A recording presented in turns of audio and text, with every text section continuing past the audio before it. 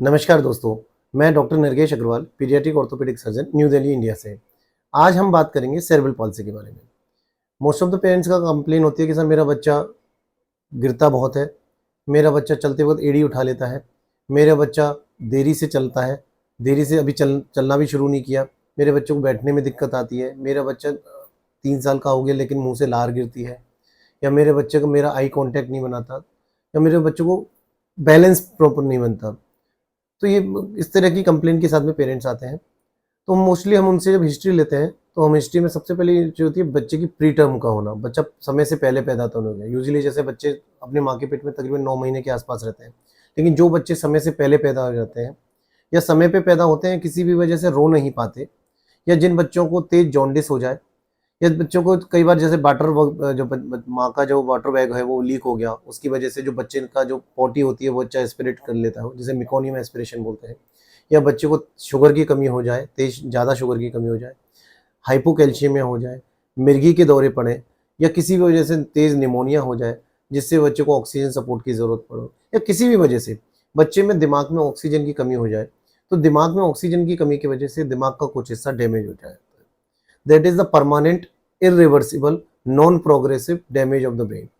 मतलब परमानेंट मतलब जो हो चुका सो हो चुका, नॉन प्रोग्रेसिव मतलब वो आगे नहीं बढ़ेगा, इरिवर्सिबल मतलब वो पीछे भी नहीं हटेगा, मतलब जो हो चुका सो हो चुका।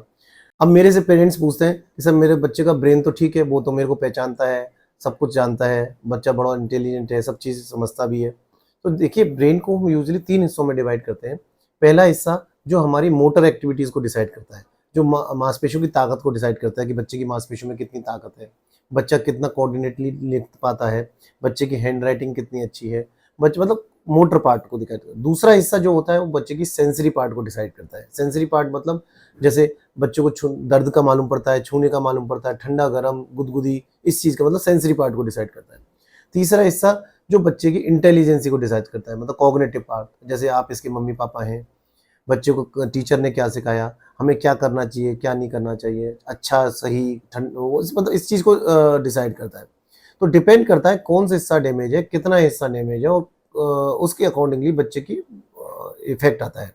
मोस्टली सेरेब्रल पाल्सी के केसेस में क्या होता है कि जो मोटर पार्ट जो होता है, वो इन्वॉल्व होता है, जिसकी वजह से बच्चे की मांसपेशियों पे असर पड़ता है। मांसपेशियाँ टाइट हो जाती हैं, या मांसपेशियाँ ढीली हो जाती हैं, या मांसपेशियों को बैलेंस बनने में दिक्कत आती है। अब हम बात कर लेते हैं सेरेब्रल पाल्सी में किस तरह के लक्षण आते हैं। सो बेसिकली ये एज के अकॉर्डिंगली होता है। जैसे बहुत छोटे बच्चे होते हैं तो पुअर आई कांटेक्ट होता है। जैसे यूजुअली क्या होता है, बच्चे 3-4 महीने 5 महीने तक गर्दन संभालना शुरू कर देते हैं। यदि बच्चा 6 या 8 महीने तक भी गर्दन संभालना शुरू नहीं किया है, तो एक थोड़ा-सा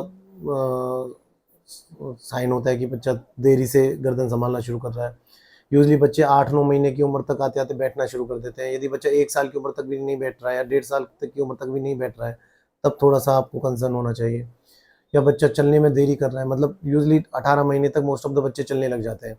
यदि बच्चे की उम्र 2 साल या उसके ज़्यादा हो गई है और बच्चा अभी भी नहीं चलता है, then it's a matter of concern. ठीक है? सो यदि बच्चे का नॉर्मल माइलस्टोन से डिले हो रहा है, तो आपको एक बार इस चीज़ के लिए कंसल्ट करना चाहिए। सेरेब्रल पाल्सी में इलाज कैसे करें? सेरेब्रल पाल्सी में यूजुअली हम इलाज को 3 ग्रेड में डिवाइड करते हैं, लेवल 1, लेवल 2 और लेवल 3। लेवल 1 मतलब जब बच्चे छोटे होते हैं, पेरेंट्स जिन्होंने जस्ट स्टार्ट किया है ट्रीटमेंट, उसमें हम पेरेंट्स को बोलते हैं कि अभी ऑक्यूपेशनल थेरेपी कीजिए, फिजियोथेरेपी कीजिए, एक्सरसाइज कीजिए बच्चे को। पीडियाट्रिक न्यूरोलॉजिस्ट जो हैं, उन्होंने जो मेडिसिन आपको बोली है स्टार्ट करने के लिए, वो मेडिसिन स्टार्ट कीजिए। किसी-किसी बच्चों को एएफओ, केएफओ मतलब जो प्लास्टिक वाले जो जूते होते हैं वो पहनने के लिए बोलते हैं। यदि उनसे मोस्ट ऑफ द बच्चे उनको काफ़ी आराम मिलता है। यदि उससे आराम नहीं मिलता है तो हम लेवल 2 पे जाते हैं। लेवल 2 में जो हम पेरेंट्स को बोलते हैं बोटॉक्स इंजेक्शन लगवाने के लिए। बोटॉक्स इंजेक्शन एक तरीके का न्यूरोमस्कुलर रिलैक्सेंट होता है, जो particular group of the muscle को कुछ समय के लिए रिलैक्स कर देता है, जिसका असर 3 महीने से 6 महीने या साल भर तक रहता है। ज़रूरत पड़ने पे हमें बोटॉक्स इंजेक्शन रिपीट भी करना पड़ता है। और लेवल 3 होता है जिसमें हम बच्चों को सर्जरी करने के लिए बोलते हैं। यूजुअली सर्जरी हम हमेशा लास्ट ऑप्शन में रखते हैं, और सर्जरी हम तब करते हैं जब हमारे लेवल 1 और लेवल 2 का जो इफ़ेक्ट है, वो या तो वो इफ़ेक्ट आना बंद हो जाए, या वो उससे असर नहीं आ रहा हो। ओके, तो लेवल 3 में सर्जरी के लिए बोलते हैं। सर्जरी भी 2 तरीके की सर्जरी होती है। एक होती है सॉफ्ट टिश्यू सर्जरी, और दूसरी बोनी सर्जरी।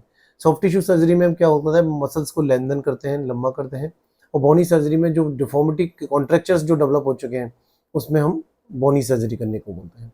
तो सेरेब्रल पाल्सी में एज के अकॉर्डिंगली, सीवियरिटी के अकॉर्डिंगली और अलग अलग स्टेज में अलग अलग तरीके का हम ट्रीटमेंट करते हैं। तो इसके अकॉर्डिंगली हमें उसका इलाज एज और सीवियरिटी के हिसाब से डिसाइड करना होता है कि हमें क्या करना चाहिए, कब और क्या स्टेप लेना चाहिए। सेरेब्रल पाल्सी के बच्चे काफ़ी हद तक ठीक हो जाते हैं। ये एक मिथ है कि सेरेब्रल पाल्सी के बच्चे ठीक नहीं होंगे, ऐसा नहीं है। आप प्रॉपर इलाज कराइए, बच्चे का प्रॉपर ऑक्यूपेशनल थेरेपी करिए और एक्सरसाइज कीजिए। सेरेब्रल पाल्सी में भी काफ़ी अच्छे रिजल्ट्स आते हैं। धन्यवाद।